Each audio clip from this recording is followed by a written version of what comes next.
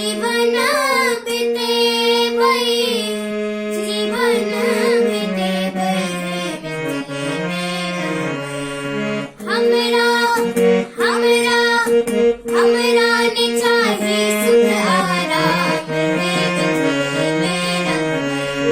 हमरा ने चाही चारू धाम मेरा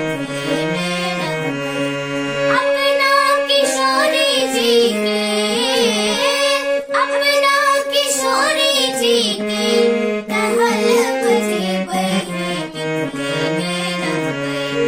हमरा ने चाही चारू धाम मेरा हमरा ने चाही चारू धाम मेरा